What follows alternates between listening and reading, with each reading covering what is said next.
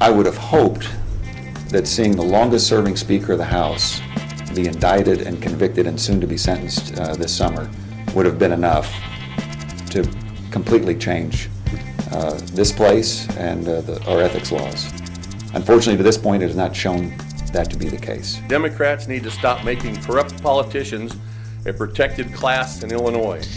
It's just a couple of Republicans on Friday holding a news conference about ethics reforms and how they haven't really seen any movement towards shoring up Illinois ethics even after former Illinois House Speaker Michael Madigan was convicted on corruption charges. It's Illinois in Focus Daily. I'm Greg Bishop, Associate Editor for Illinois, and I'm on the Statehouse grounds when they're in session, running around, watching committees, tracking what they're saying, asking questions where I can, and reporting out to you at thecentersquare.com. So be sure to get that newsletter. But listen, we've looked at the ethics over time at the Statehouse, having covered for the past decade plus of action and activity. It's pretty incredible when you're a reporter and then all of a sudden you see FBI trucks pull up and go into a senator's office, and then an hour and a half later you've got a bunch of FBI officers carrying totes of boxes of files out of the office, going back into their SUVs, and then driving off after serving a search warrant. I've seen that at the Statehouse. I've read the transcripts of wiretap conversations of former House Speaker Michael Madigan talking to his political network, and that network going and executing on certain types of favors and such. Again, Madigan being found guilty of that. You've got a whole host of other things that have happened, from a state representative giving a bribe to a state senator to support gaming legislation. That individual was found guilty, and then the state senator found guilty on something else when it comes to tax charges. You've got a whole host of other instances. We can go back all the way. I mean, Blagojevich was just one of a long string of corruption. It's not just the Statehouse, it's also in Chicago. I mean, Ed Burke was the longest serving Chicago alderman, and he's obviously got some tumultuous times ahead. So corruption is too often, from some perspectives, synonymous with Illinois and Chicago. But Republicans at the Statehouse, who are in the super minority, they've been pushing for ethics reforms for quite some time. With the 2020 revelation of Madigan being public official A in the ComEd deferred prosecution agreement. Yes, you got to go all the way back 5 years ago. COVID was going on, and then federal prosecutors released this ComEd case, and stuff just really blew up from there. And then the subsequent charges against the ComEd 4, and then against Madigan, and then the trials of ComEd 4 being found guilty, and then Madigan being found guilty just earlier this year. Here we are now with not much conversation about ethics reforms. State Representative David Freese, he talked about all of the different bills that the Republicans have introduced to the Statehouse that really haven't gone anywhere. We've introduced the strong reforms we need to turn around our state's reputation for corruption. In fact, over the past several years, we've introduced more than 20 strong ethic reform proposals. None has received a fair hearing. The problem with the Democrats' inaction on ethics reform is so bad since Speaker Madigan's exit that it's actually caused the Inspector General at the time, Carol Pope, to resign in protest, calling the office a paper tiger. This spring, we have sponsored legislation to put teeth into the Legislative Inspector General's office, close lobbying loopholes that invite corruption, and restore public transparency to our state budget process, among others. How many more indictments and convictions will it take for those on the other side of the aisle to stop playing partisan games and work with us to actually solve these problems?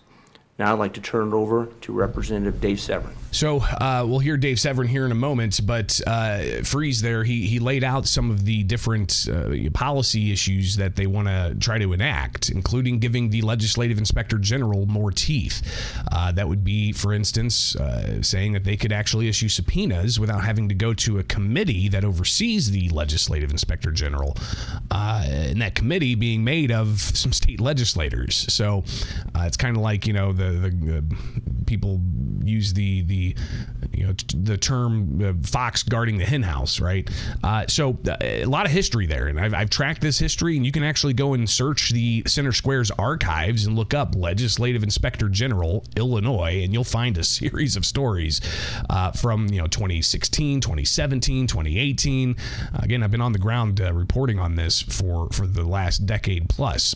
So a lot of history there, but not much action. Legislators did pass some changes to the Legislative Inspector General, but it really didn't give many powers to the LIG to do investigations of legislators if there's any alleged wrongdoing, and that led to the Legislative Inspector General resigning, saying that it was, as Freeze said, a paper tiger. So State Representative Dave Severin, he got up and said, we need more powers for the Legislative Inspector General. Some of the other bills that they have, they want to be able to make sure that the budget that passes is fully available to the public for at least 72 hours instead of being released an hour and a half before they vote on it. So that's an ethical issue, they say. They want to bring about more reforms when it comes to who can lobby, the revolving door for who can become a lobbyist. A state legislator could resign and then become a lobbyist, make a lot more money as a lobbyist in very short order. They passed a bill to try to shore that up, but there's this weird loophole that even Republicans have used to essentially instantly become a lobbyist. So they want to tighten that up. They want to make sure that somebody who is charged with a public corruption, that they can't use campaign funds to defend themselves, something that Mike Madigan is doing in his defense. Even though he's been found guilty now, I imagine there could be appeals and such. So legislators are able to tap into those campaign funds to pay for that stuff. They want to try to block that from happening, and a whole host of other things that Republicans have proposed. Dave Severin getting up saying that these reforms are desperately needed. Democrats need to stop making corrupt politicians a protected class in Illinois. They've even proposed these crazy laws: legalize prostitution, homeschool regulations that threaten homeschool families, the per-mile driving tax, unionizing cannabis dispensary workers, making the obese a protected class on par with protected religious, gender, and ethnic classes, California-style emission regulations for our cars. And let's not forget yesterday, the news reported as many as 400 state employees have been busted for stealing from the Paycheck Protection Program, better known as PPP. Our state employees were stealing COVID money right out from underneath the nose of this government. We need to clean up our state government, or people are going to leave the state for a less corrupt, more affordable place to live, start businesses, and raise their family. So we'll hear more from what the Republicans had to say on this issue, but this was on Friday. The legislature was in session. They gavelled in, gavelled out, got their per diem, and then they held a news conference with the Republicans. But I was able to get in front of the House Elections and Ethics Committee chairman, State Representative Maurice West, a Democrat out of Rockford, and asked him about what kinds of ethics reforms are we going to see come out of his committee. Well, I'm looking forward to robust discussions on all the legislation that is in my committee when it comes to ethics. Many of the sponsors have come to me asking for a subject matter, which is customary for my committee, and I have made that request known. I literally have a meeting at 10 a.m. with my staff for the committee to see what we're going to discuss now that committee deadline has finally ended. But I'm hopeful that we will have conversations around ethics this session. So again, the question about what kinds of ethics reforms there could be, this was before the Republicans held their news conference, but I was anticipating, having been to other Republican news conferences about ethics being one thing, giving the Inspector General some more teeth, the ability to do subpoenas without having to ask the Legislative Ethics Commission.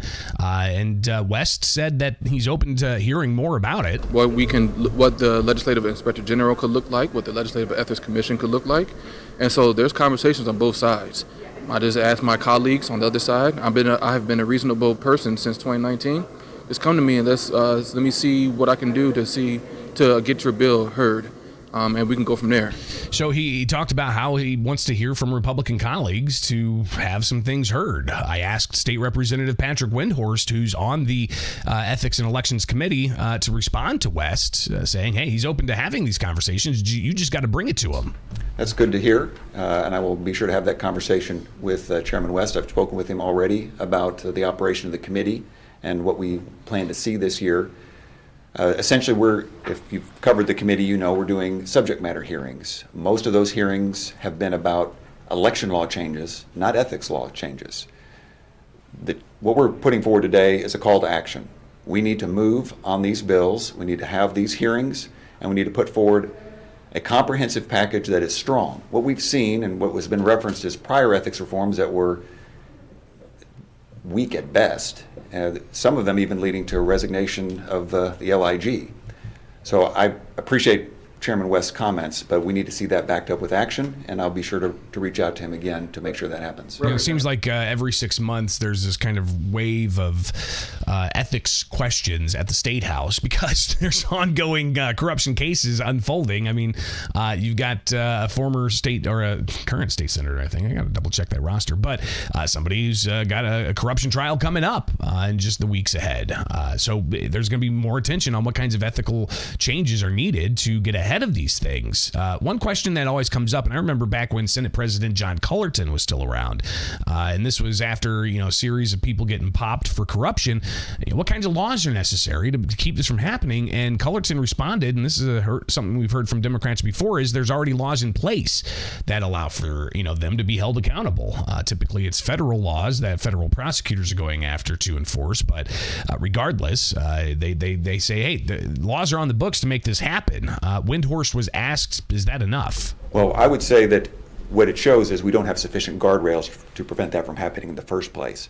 Ethics laws are to provide guardrails so that way public officials aren't going even close to committing criminal law violations.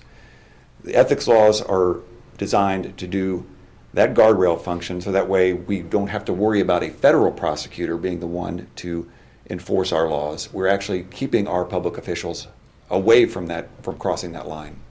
So you've got the Madigan saga that's still going to play out. There's no question. But he's going to be sentenced in the weeks ahead after being found guilty of corruption. You've got the ComEd 4 that as well were guilty, and there's some questions about sentencing. So there's still a lot of legal maneuvering that's going to be happening here when it comes to the Madigan case. But what kind of lessons were learned from what we've found out in the Madigan trial and subsequent convictions? I asked State Representative Maurice West that question.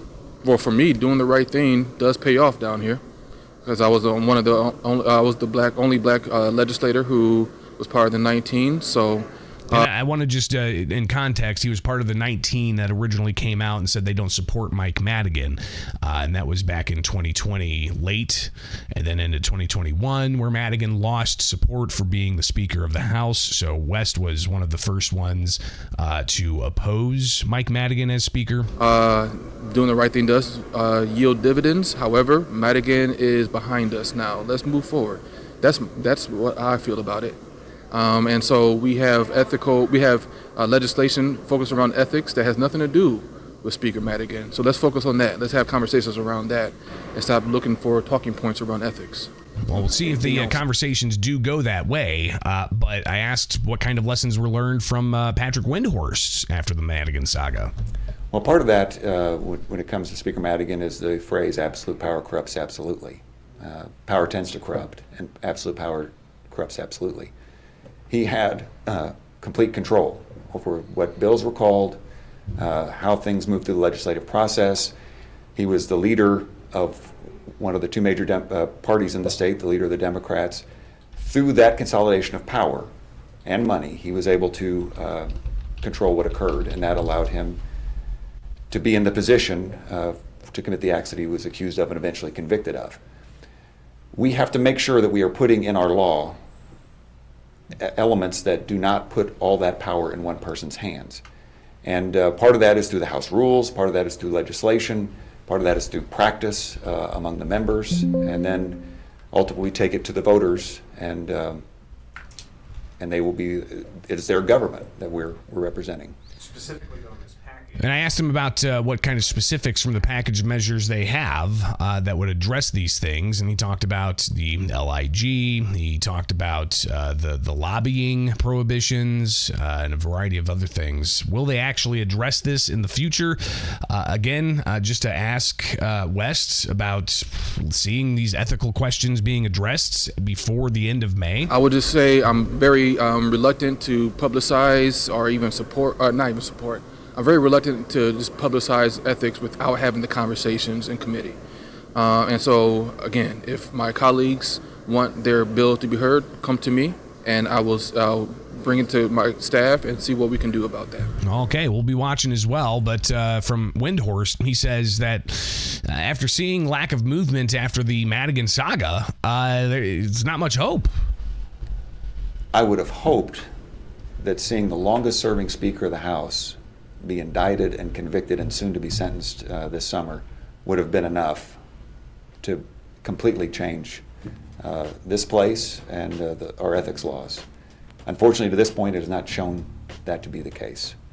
I don't want to be too cynical about it to say, well, if one more happens and finally the people on the other side will wake up. If the Madigan case didn't wake people up, I'm beginning to be doubtful that any case will. So part of this press conference is a call to action. It's not just to poke at the other side, it's to say this is a dire need of the state.